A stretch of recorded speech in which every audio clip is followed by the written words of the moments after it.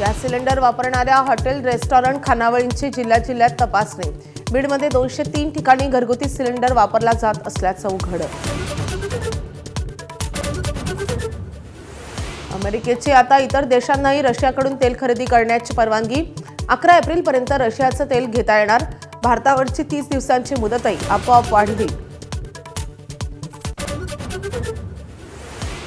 इराणचे नवे सर्वोच्च नेते मोजतबांच्याही जगण्याची गॅरंटी नाही।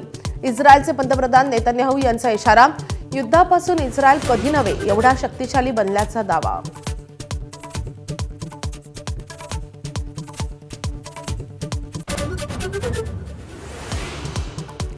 आखाती देशातील युद्धाचा आजचा 14वा दिवस। हॉर्मुझची सामुद्रधुनी बंदच राहणार।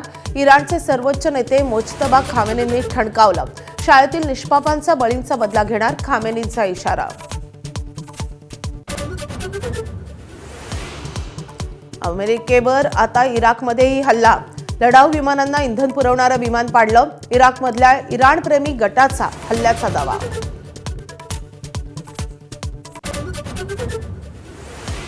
मुंबईत मिठी नदीतला गाळ काढायला कंत्राटदार मिळेना। कंत्राटदार मिळत नसल्यानं बीएमसीवर मुदतवाढीची नामुष्की, तर कंत्राटदार मिळत नसल्यानं महापालिकेनंच गाळ काढावा, अमित साटम यांचं पत्र। महाराष्ट्र धर्मस्वातंत्र्य विधेयक आज विधानसभेत मांडणार। जबरदस्तीनं किंवा प्रलोभनं दाखवून होणारं धर्मांतर रोखण्यासाठी विधेयक। गेल्या आठवड्यात मंत्रिमंडळ बैठकीत विधेयकाला मसुद्याला मंजुरी।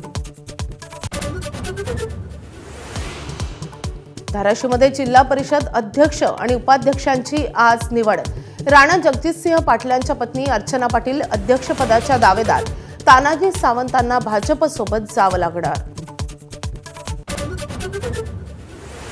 राज्यात 17 ते 20 मार्च दरम्यान मेघगर्जनेसह वादळी पावसाची शक्यता। विदर्भ, मराठवाडा, खानदेश, मध्य महाराष्ट्रात पावसाच्या सरी कोसळण्याचा अंदाज। पिकांना सुरक्षित ठेवा, कृषी विभागाचं आवाहन।